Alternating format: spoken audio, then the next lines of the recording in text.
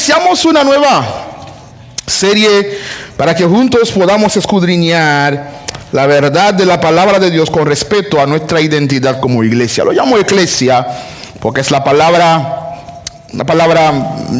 entre griego y latín, de donde viene la palabra iglesia, que es el tema de la eclesiología. Eclesiología es una rama de la teología sistemática que estudia la doctrina de la iglesia. La teología sistemática es la forma como organizamos los temas bíblicos para que tengan sentido cuando los estudiamos. Y eso es lo que se conoce como teología sistemática.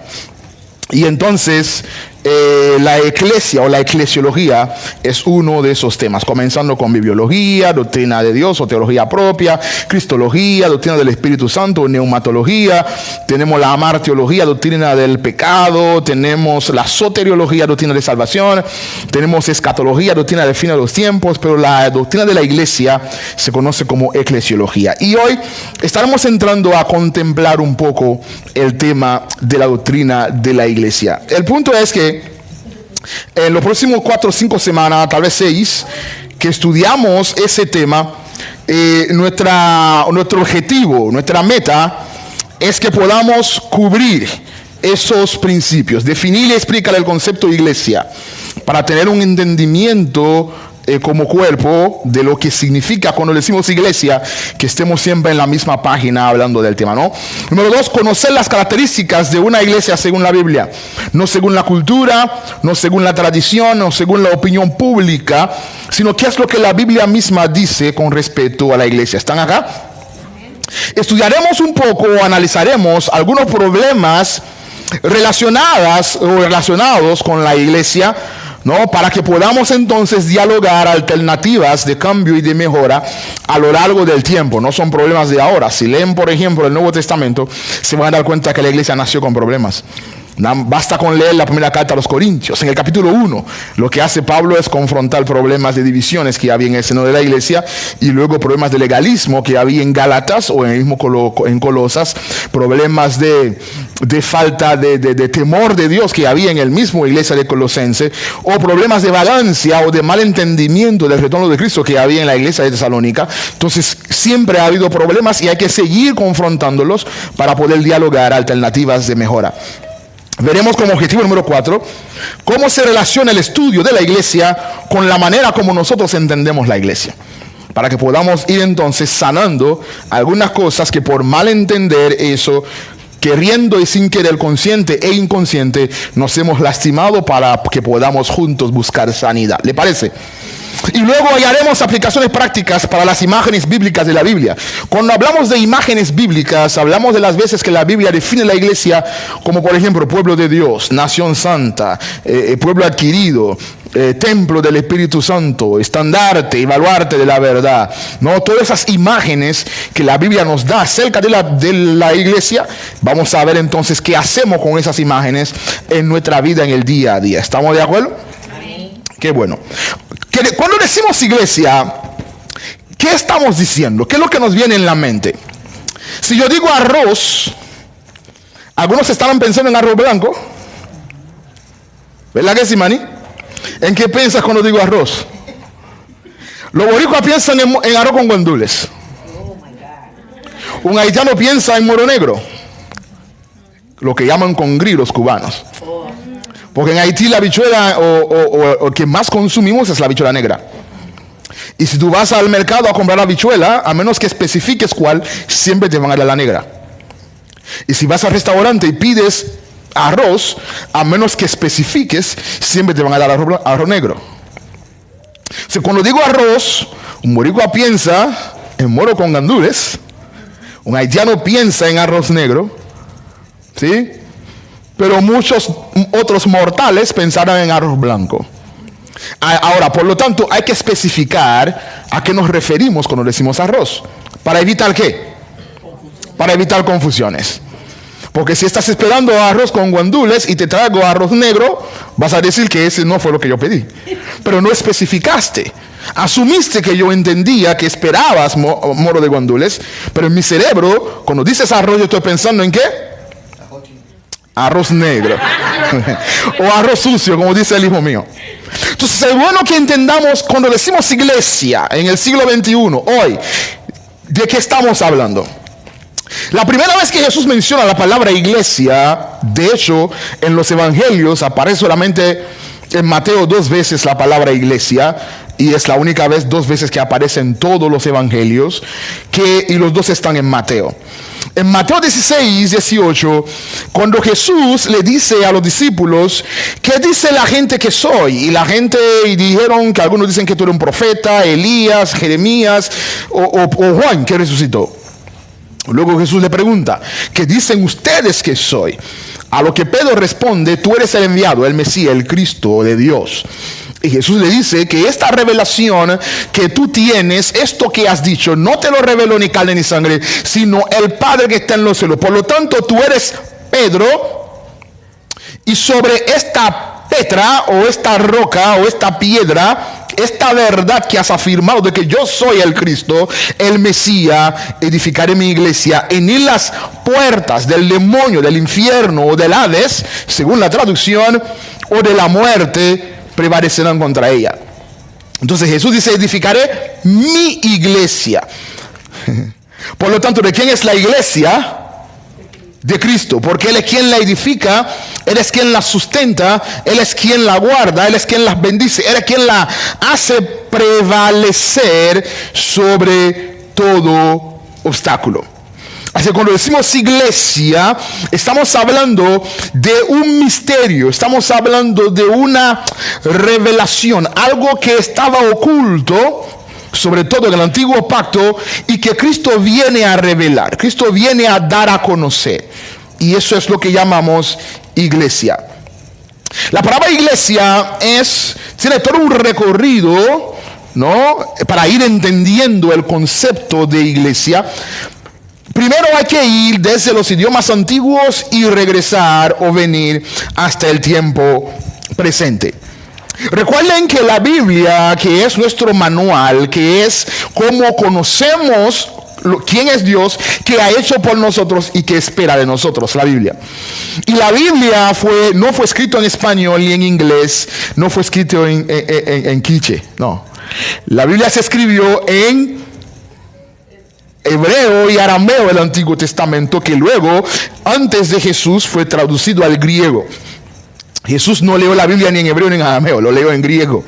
Y luego el Nuevo Testamento se escribió totalmente en griego. Por lo tanto, la Biblia más cerca a la iglesia primitiva es una Biblia escrita en griego. Y la primera vez que apareció una palabra que da la idea del concepto que hoy conocemos como iglesia es la palabra kaleo. ¿Ok? La palabra kaleo es griego. Y esa palabra no es una palabra espiritual, es una palabra política. Por lo tanto, cuando Jesús dice, sobre esta piedra edificaré mi iglesia, Jesús estaba usando un término muy conocido en el argot político. Y esa palabra kaleo en el estado, tanto para griego, para romanos, era una palabra que se usaba para convocar una asamblea de ciudadanos. Entonces el kaleo era como ir a las elecciones, cuando todos los ciudadanos se reúnen para expresar su voluntad, para expresar su opinión, y en el caso contextual, para expresar su voto.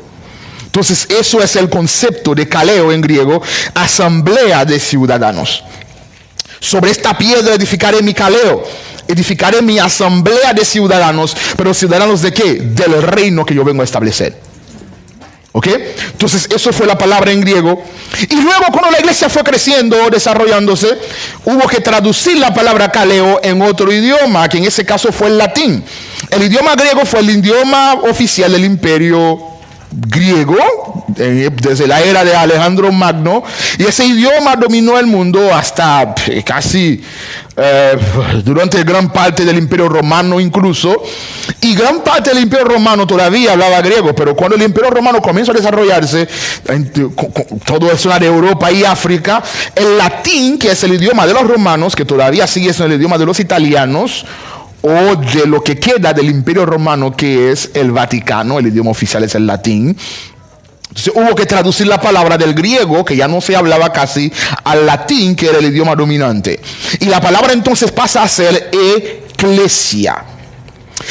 Eclesia tiene el mismo significado que kaleo. ¿Qué significa eclesia? Ciudadanos congregados para ejercer sus derechos. ¿Ok? Significa lo mismo. De ahí viene la palabra en español, que es ¿qué? Iglesia, que no es una traducción, es una transliteración de eclesia latín a iglesia español, y significa exactamente lo mismo. Ahora bien, la palabra iglesia en inglés es más cristiana que la palabra iglesia en español. Porque la palabra iglesia en español viene del latín y del griego, que fue tomado del argot político. Pero la palabra iglesia en inglés fue creado para la iglesia. Church viene de un término griego que es kuriakos o kuriakon, que significa lo que pertenece al Señor. Entonces la palabra iglesia en inglés es más espiritual que en español. Porque church viene de una raíz griega que significa lo que pertenece al Señor. Entonces es exclusivamente del ámbito cristiano o del ámbito de la espiritualidad. ¿Ok? Ahora, si vamos a la Biblia, el término más antiguo que encontramos que podría traducirse como iglesia es una palabra hebrea que encontramos en el Antiguo Testamento. Aparece en los libros de Reyes, aparece en Números, y es la palabra kahal en hebreo. Significa asamblea, que es la palabra traducida como shunagoge, que es donde viene la palabra sinagoga, que es como se llama el lugar de reunión de ¿quiénes? De los judíos. Aquí en Cleveland no hay muchos judíos, ¿verdad que no? En Nueva York hay muchísimo, y en cada esquina, en Brooklyn, en la zona donde vinimos nosotros, pasábamos por ejemplo para ir a la iglesia frente a como 2 o 3 sinagogas, si mal contaba. ¿Sí? Entonces sinagoga, que significa asamblea, es la palabra que usan los hebreos, o lugar de reunión, que es lo que encontramos en el Antiguo Testamento, pero a otra palabra también que hace referencia al tabernáculo de reunión, significa lugar de reunión, que es la palabra edá. Por lo tanto, cuando nosotros hablamos de iglesia, cuando pensamos en el templo, estamos pensando en el concepto edá, el lugar de reunión. ¿Ok? Y es más o menos las palabras que tenemos en la Biblia, tanto kahal y edá en el Antiguo Testamento, y la palabra kaleo en el Nuevo Testamento, que viene del griego, y la palabra eclesia, que ya se traduce al latín, sobre todo en la primera traducción de la Biblia al latín, hecho por San Jerónimo alrededor del siglo III. La palabra iglesia aparece muchas veces en el Nuevo Testamento. Como decíamos, aparece 2 veces en Mateo, ¿ok? En Mateo 16, 18 y Mateo 18, 17. Luego aparece unas 46 veces en las cartas de Pablo. Aparece la palabra iglesia, iglesia, iglesia. En el libro de los Hechos, que es donde nace la iglesia, aparece la palabra 23 veces. Y en el Apocalipsis aparece 20 veces, 19 de ellos solamente en el capítulo 3 y 4. ¿Okay? Aparece unas 20 veces esta palabra en el libro del Apocalipsis. Así que el término iglesia lo tenemos, es abundante en el Nuevo Testamento, es el fundamento de la doctrina de la iglesia, y hoy comenzaremos entonces a estudiar un poco algunas de las verdades que giran en torno al concepto para irlo entendiendo. Y como les decía al principio, estaremos viendo varias figuras, imágenes bíblicas para ir entendiendo la naturaleza de la iglesia y cómo tenemos que relacionarnos con la iglesia. Y uno de los más hermosos y de los más complejos es la iglesia como el pueblo de Dios. ¿Amén? La iglesia como el pueblo de Dios. ¿Qué dice 1 Pedro 2, 9 al 10? Si no lo ven en la pantalla, búsquenlo en su Biblia. 1 Pedro, primera carta de Pedro, capítulo 2, versículo 9 y versículo 10.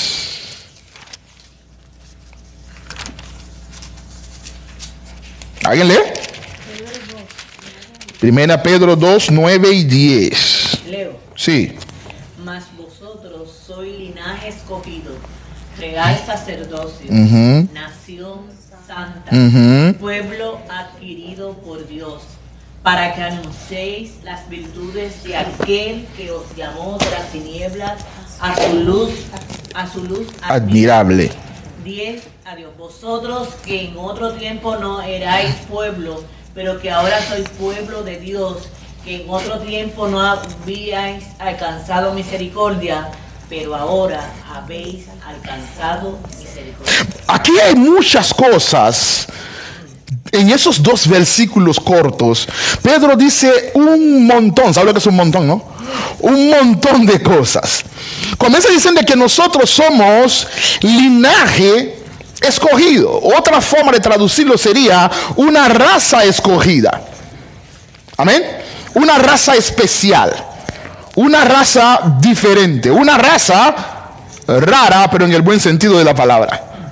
Vosotros sois linaje escogido. Eso es nuestra identidad. Eso es la naturaleza de nosotros como iglesia. Eso es lo que Dios nos llamó a hacer y nos apartó para hacer. Número uno, ¿qué? Linaje escogido.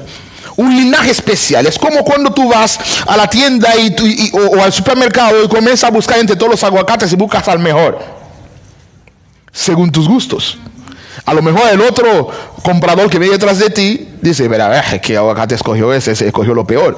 Pero para ti tú escogiste el mejor.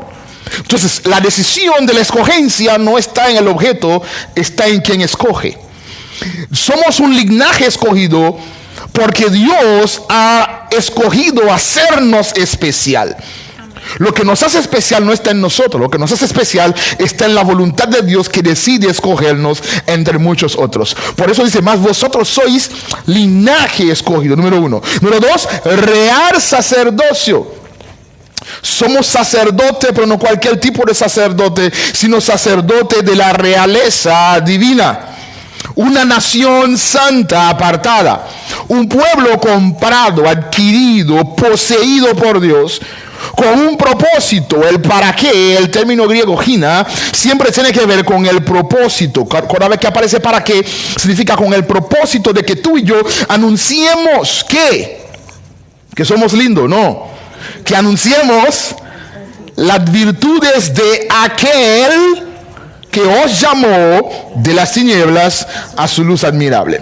Y Pedro vuelve y nos recuerda. Recuerden que ustedes en otro tiempo no eran nadie, pero ahora son pueblo de Dios. En otro tiempo no habíais alcanzado misericordia porque éramos hijos de ira, pero ahora hemos alcanzado misericordia, para que nos recordemos que tenemos una misión. ¿Y cuál es la misión? Anunciar las virtudes de Dios. Anunciar que Dios es bueno, que es misericordioso, que es maravilloso, que es perdonador. Nuestra misión no es hacer crecer un reino humano. Nuestra misión es hacer crecer un reino divino. Y hacemos crecer ese reino divino en la medida que hacemos crecer la fama del rey de ese reino, que es Dios. Amén. Entonces, lo primero que veremos es que somos pueblo de Dios. Dios mismo lo dice. 2 Corintios 6, 16.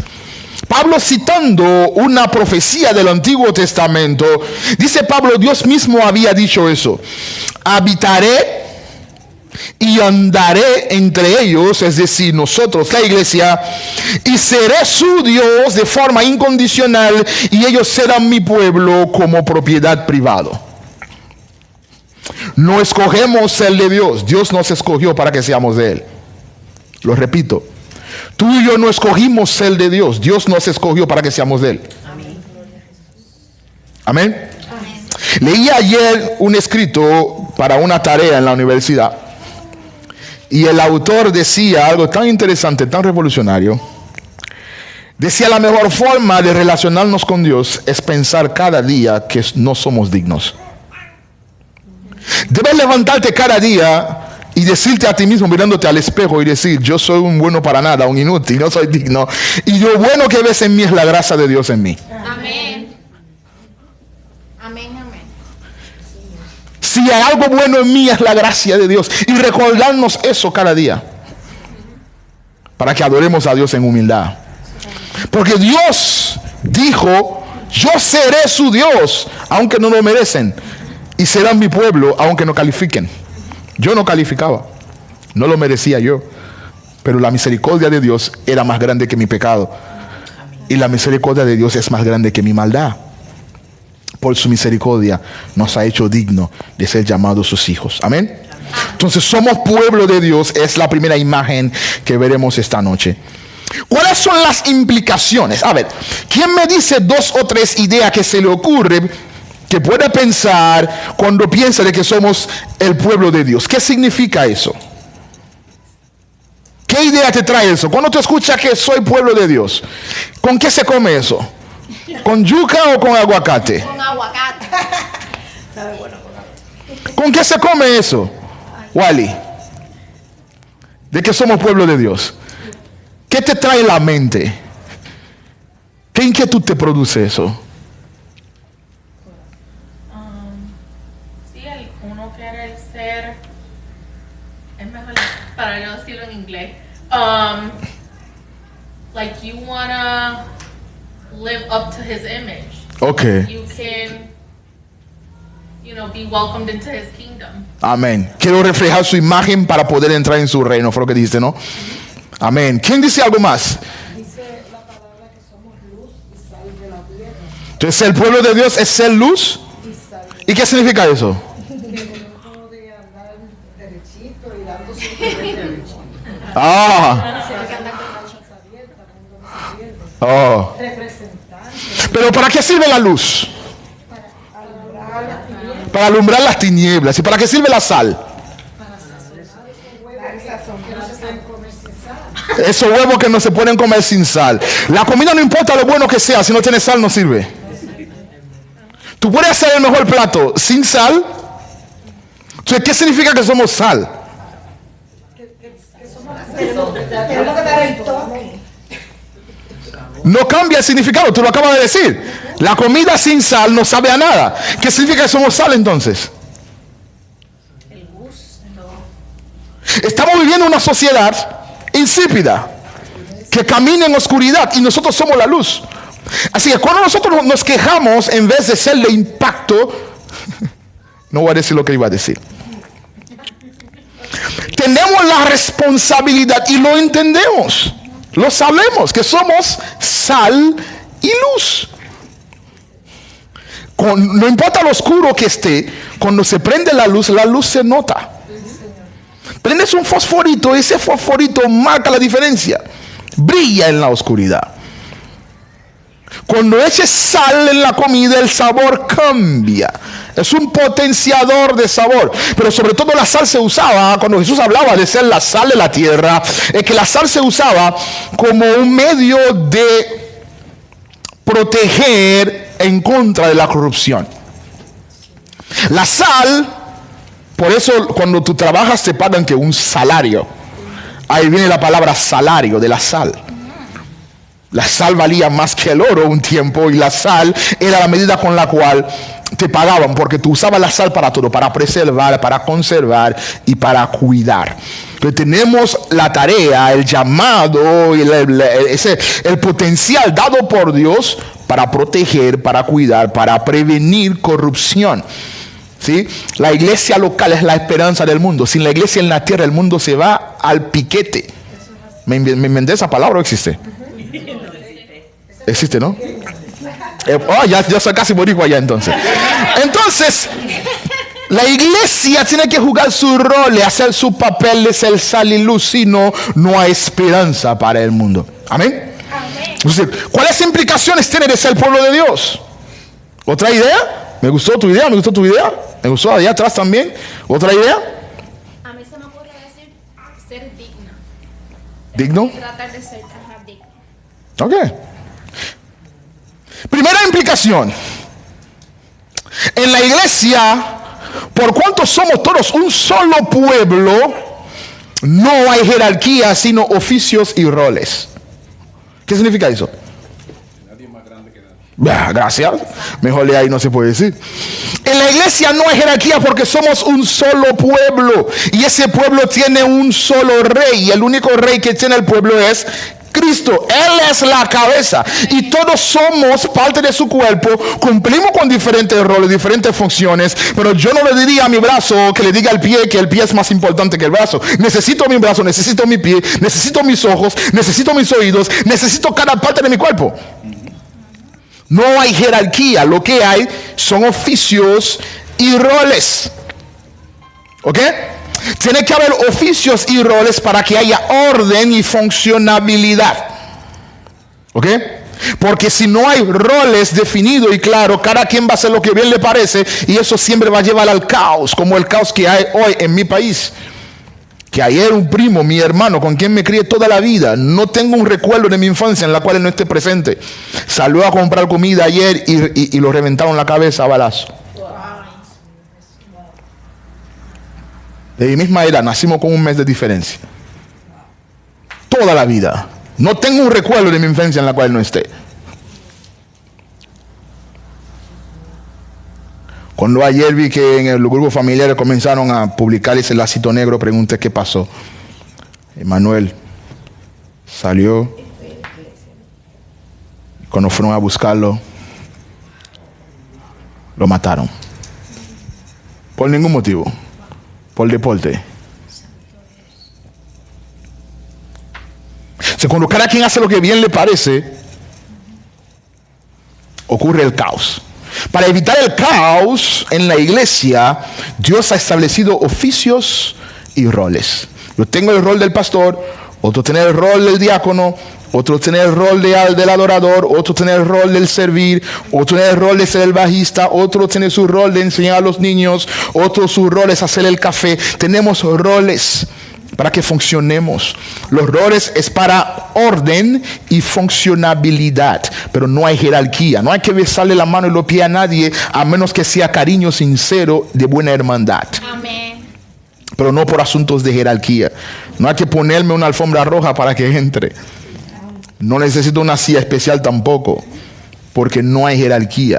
Solamente oficios y roles. Oficios y roles que honramos, porque sin ellos la iglesia no funciona. Pedro dice en primera carta de Pedro 4:10, cada uno ponga a servicio de los demás, ¿qué? El don que hayas recibido.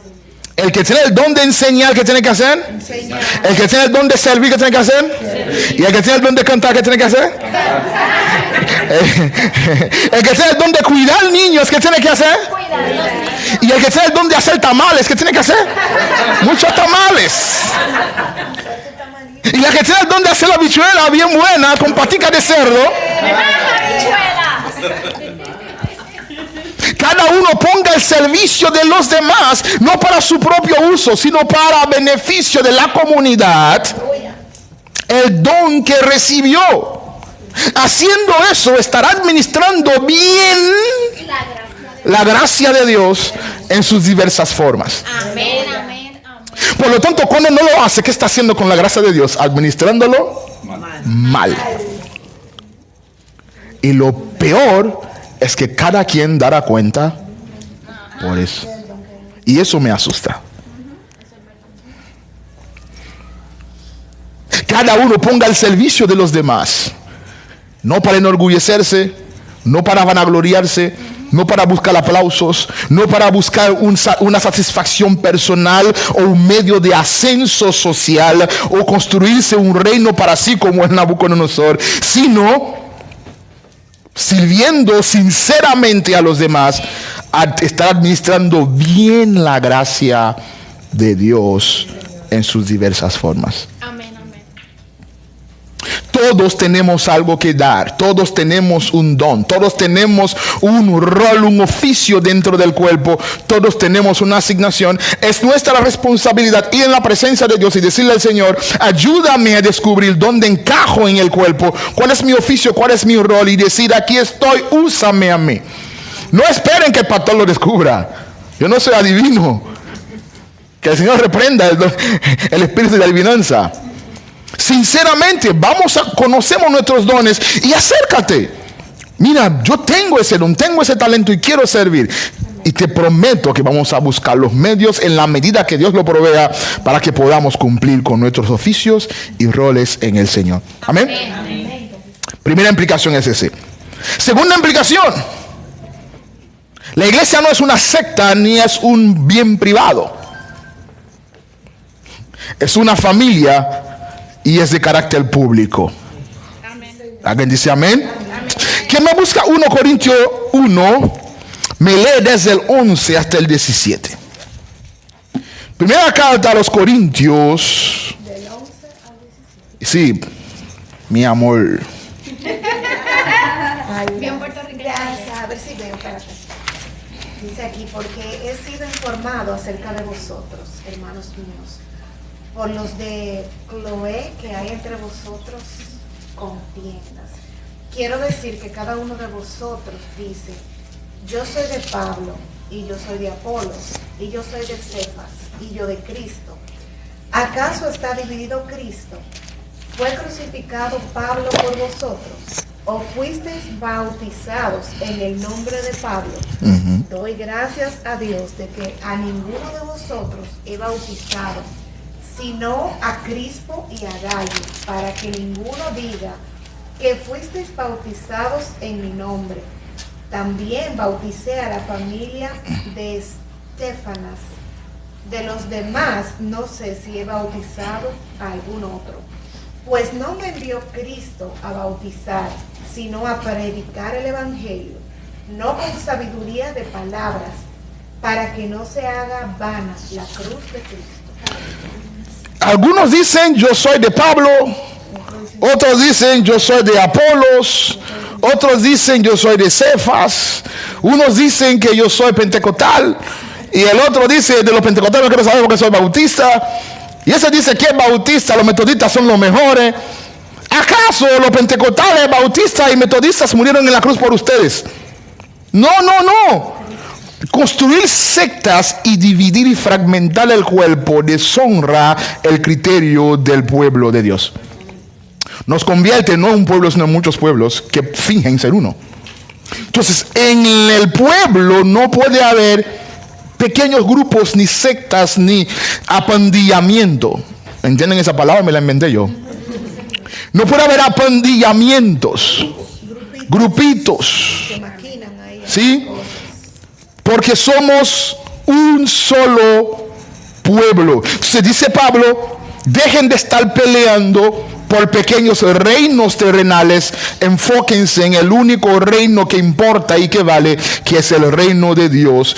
Que ese reino, Cristo no lo conquistó a tiros, lo conquistó con una corona de espina en la cruz del Calvario, y nosotros no nos atrevamos a hacer vana la cruz de Cristo.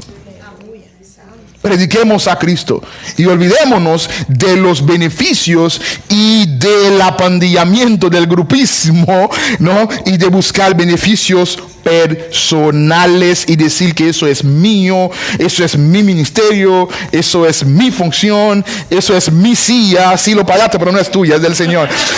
Entonces, nadie tiene nada en la iglesia, todo es de Cristo. ¿Alguien dice amén? Amén. No hay bien privado en la iglesia. Ese micrófono es la que yo uso, pero no es mío. Tercera implicación: la iglesia tiene una identidad corporativa. ¿Qué significa eso? Se lo voy a poner sencillo. Cuando criticas la iglesia, te criticas a ti mismo.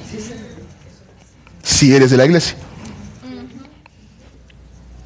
Porque si a un pastor en chino, o en Japón, o en Corea, que mañana comete un delito, lo cometieron todos los cristianos. Ustedes los cristianos, ¿no escuchaste lo que hizo ese pastor en China? Ustedes los cristianos, ¿no viste lo que hizo ese pastor en Puerto Rico? Pero yo ni lo conozco. Pero ustedes son iguales toditos. La gente lo sabe, pero tú no. La gente sabe que somos uno, pero tú no. Entonces la iglesia tiene una identidad corporativa. ¿Qué dice Gálatas 3:27?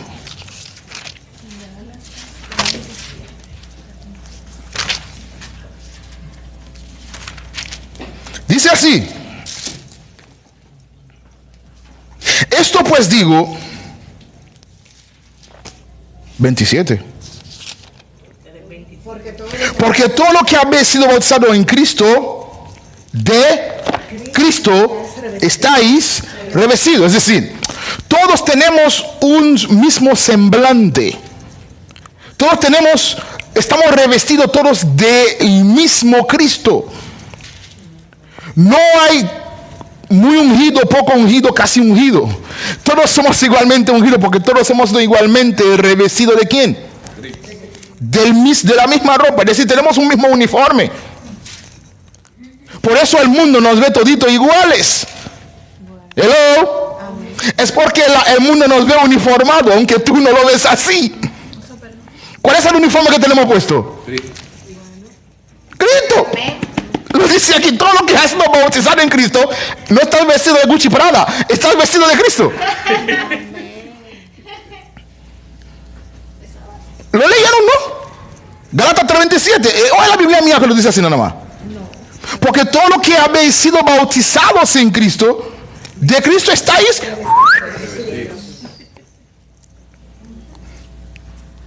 ¿Qué te parece, Jonathan? Estamos uniformados. Somos un mismo equipo. El otro día perdió Barcelona. Yo no vi a algunos celebrando, otros llorando. Todos estaban llorando porque todos tenían el mismo uniforme. Ganan como equipo, pierden como equipo. Y en el pueblo ganamos todos o perdemos todos. Cuando celebras la caída de un hermano, estás celebrando tu propia caída. Cuando celebras la desgracia de un hermano en la fe, estás celebrando tu propia desgracia porque estamos uniformados. Y el mundo nos ve así. ¿Y qué dice 1 Corintios 12, 14?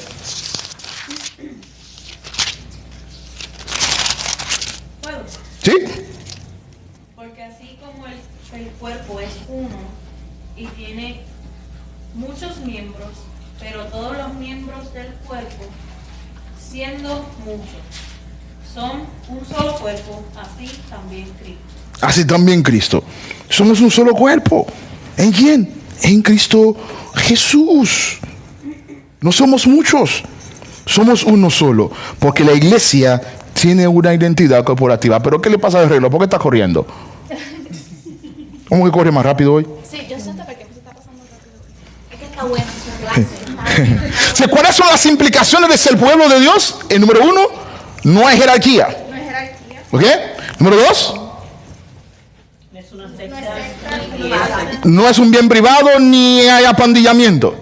Número 3, Identidad. tenemos una identidad corporativa porque somos un solo pueblo. ¿Ok? Si alguien dice, mira, todos los boricuas son malos, no importa lo bueno que tú seas, te están metiendo en el paquete. Entonces, como pueblo de Dios, somos un solo pueblo y tenemos que cuidar esa identidad corporativa. El hecho de que tenemos una identidad corporativa trae responsabilidades. Y en esa imagen de la iglesia como pueblo de Dios, ¿cuáles son nuestras responsabilidades? Primera responsabilidad, como pueblo de Dios, tenemos la obligación de vivir como. ¿Qué dice 1 Pedro 1, 15, 16? 1 Pedro 1, 15, 16. ¿Qué dice? A ojear Biblia. A manosear Biblia. El criterio de santidad, porque mi santidad te afecta a ti positiva o negativamente y la tuya también. Y tenemos ese compromiso en el pueblo de vivir en santidad. ¿Por qué? Sino como aquel que os llamó es santo, sed también vosotros santos en toda vuestra manera de vivir, porque escrito está, ¿Sed santo? porque yo soy santo. El mismo Pedro que había dicho que tú y yo somos linaje escogido, ¿no? Esa raza escogida, ese pueblo especial que Dios llamó para sí, nos llamó para sí para que vivamos una vida de santidad. La palabra santa es una vida apartada, una vida diferente, una vida con estándares superiores. Como dice Redimi 2, no somos mejor que nadie, pero sí somos mejores.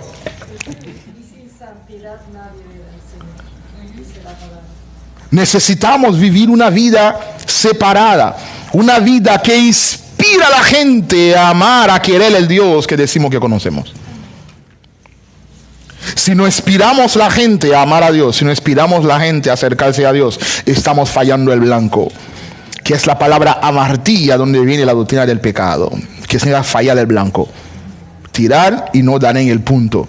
Si no estamos inspirando a la gente a amar a Dios, estamos fallando el blanco. Amén. Amén. Como pueblo de Dios tenemos otra responsabilidad, que es un compromiso con la excelencia. Los hijos de Dios no pueden ser mediocres. Amén. Son llamados a ser excelentes en todo. Si vas a limpiar el piso, debes limpiar el piso mejor que nadie. Amén. Hello. Amén. Colosenses 3:23 y 24, ¿qué dice? Todo lo que tú y yo hacemos, tenemos que hacerlo de corazón, porque lo hacemos para Dios y no para los hombres. Amén. Oye, pastor, ¿cómo así? Cuando estoy lavando la ropa, lo hago para mi marido, para Dios. No, lo haces para Dios o para tu marido. Los camarones lo hice para Dios. Yo hice camarones, pastor. Todo lo que hacemos, lo hacemos para Dios, amados. Hay que hacerlo con excelencia. Hacerlo como si Dios estuviese mirándonos. Como si Dios es quien nos va a pasar el examen. Amén. Porque cuando comenzamos a hacer todo como si fuera para Dios, ya no tratamos la gente por como la gente merece. Tratamos la gente por como Dios nos trata. Amén. Qué bonito. Y amamos la gente, no porque la gente lo ha ganado. La gente no, uno quisiera mandar a la gente no sé para dónde. Pero amamos a la gente porque Dios nos amó. Amén. Y nos manda mal. Entonces tenemos que vivir una vida de excelencia, porque esa vida de excelencia trae bendición a nuestras vidas y cambia la atmósfera donde tú y yo llegamos. ¿Por qué? Porque somos sal y luz. Amén. Número 3, tenemos la responsabilidad de vivir una vida de justicia. 1 Juan 3:7 dice, tenemos que ser justos porque el que nos llamó es justo. Y Santiago define el término de justicia, es que en el trato entre nuestros semejantes no puede haber acepción de persona basado en criterios sensuales o criterios banales, criterios sin sentidos, por su color, su tamaño, los recursos que tiene, de dónde viene, el idioma que habla, la comida que le gusta. No puede ser así. Tenemos que ser justos, tratar a la gente con justicia, amar la justicia, procurar la justicia, trabajar para que haya justicia. Amén. Amén. Otra responsabilidad es que tenemos que amarnos, es un mandato. Porque si decimos que amamos a Dios y no amamos al prójimo, somos un montón de habladores. Eso lo dije yo, pero la palabra dice mentiroso. Sí. En Dominicana dicen embutero. Puerto Rico también. ¿Entienden esa palabra, no? Sí. Hablando embute. Y que mucho embustero hay. Entonces, el amor es la marca de distinción del cristiano. Amén. Lo que nos hace hijo de Dios es que amamos a Dios y amamos al prójimo. Y dice Pablo que el amor sea sin fingimiento, que el amor sea sincero, que sea auténtico, que sea un amor real, que un amor que no busque lo suyo, un amor que busque el bien del otro, un amor que sea incondicional y que no espera ninguna recompensa, porque si espera recompensa no es amor, es transacción. Es negocio.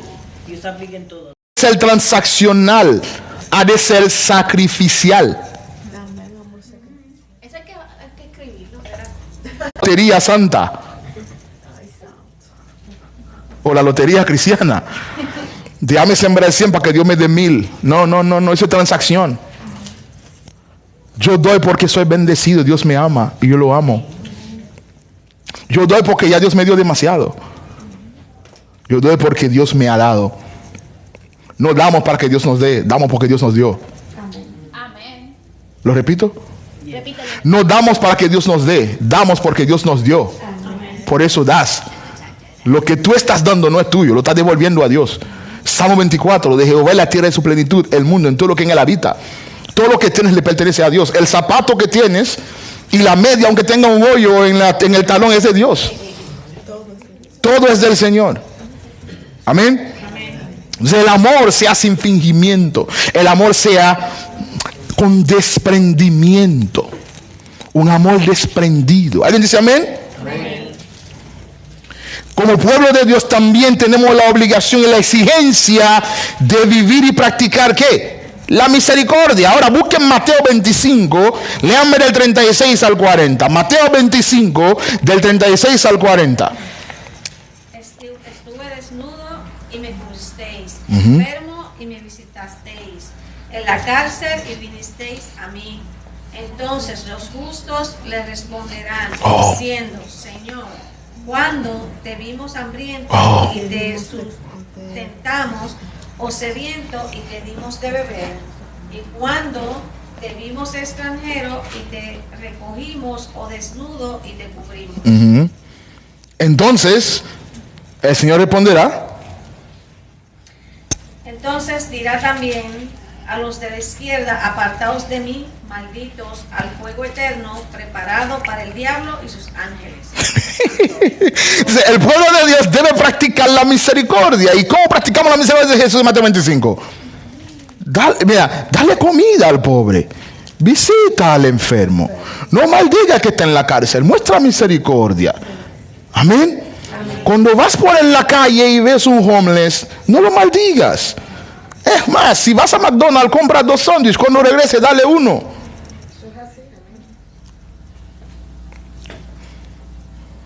No lo digo yo, lo dice Mateo 25. No me miren con cara rara.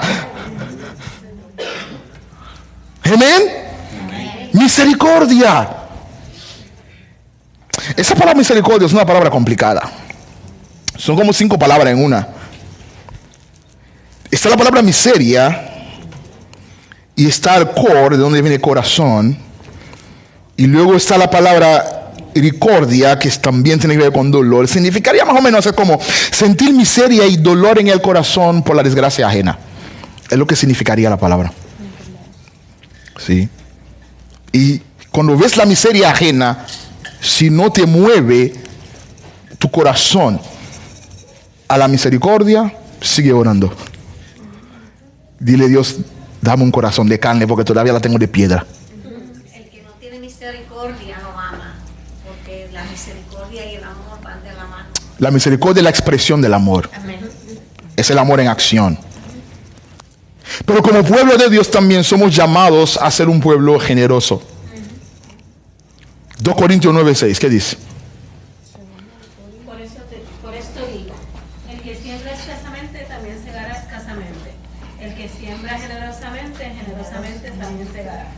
Cada uno dé como propuso en su corazón, no con tristeza ni por necesidad, porque Dios ama al dador.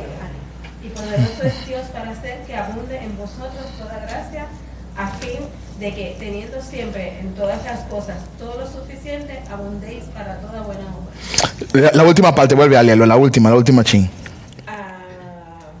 Así que teniendo... Me perdí. Así que teniendo siempre... En todas las cosas todo lo suficiente, abundéis para toda buena obra. ¿Lo leyeron en su Biblia? Amén. El texto intencionalmente no dice teniendo todo lo que os sobra.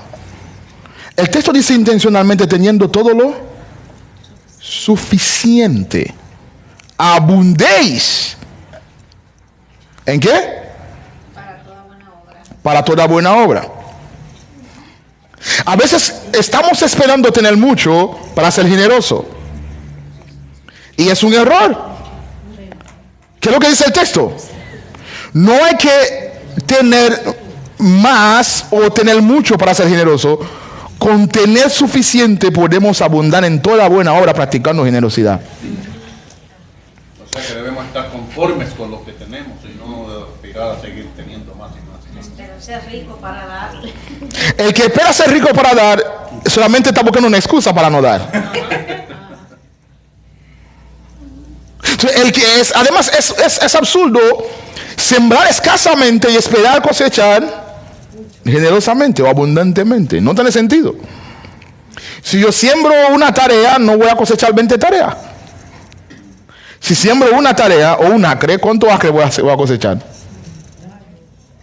Entonces, el pueblo de Dios, siendo generoso, está mostrando quién es su rey, quién es su Dios y en quién está su confianza.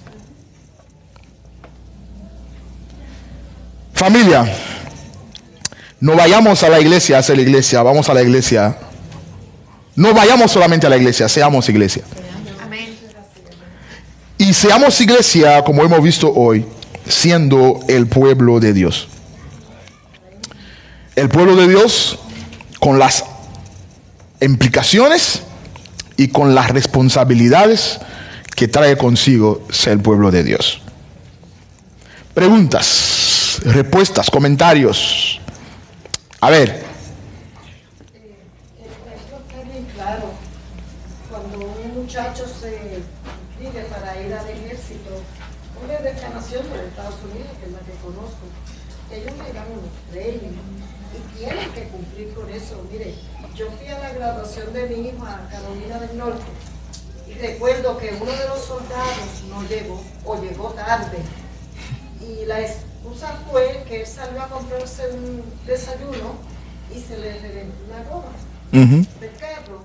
Y por eso, olvídese que lo pasaron por la piedra y lo castigaron, lo pusieron en disciplina. Pues yo miraba eso de ejemplo para mí. Tenía una buena excusa, pero ellos no se lo aceptaron. Pero imagínate que fuera en la guerra, ¿no? Que estaban esperándolo para ejecutar una orden y él no llega y la guerra se pierde y millones mueren porque él no llegó. No puedes no llegar. Tenía que dejar el carro y ir corriendo. Porque hay miles cuya vida depende de ti. Y en el mismo sentido, nosotros como iglesia, hay toda una generación mirándonos, que su salvación y su compromiso con Dios depende de nosotros. Y recuerden la razón por la cual que somos pueblo de Dios, ¿Recuerden la razón? Somos pueblo de Dios para que anunciemos las virtudes de aquel que nos llamó de las tinieblas a su luz admirable. Amén. Somos pueblo de Dios para hacer famoso el nombre de Dios. No para construir pequeños reinos, no para autoservirnos, no para autopromovernos, no para autosatisfacernos, sino para la gloria de Dios que está en el cielo. Amén. ¿Alguien puede pensar en esta verdad? Cuando somos tentados a pensar en cualquier otra cosa con respecto a la iglesia, que nos recordemos que somos pueblo de Dios para los fines de Dios, no los fines nuestros. Amén.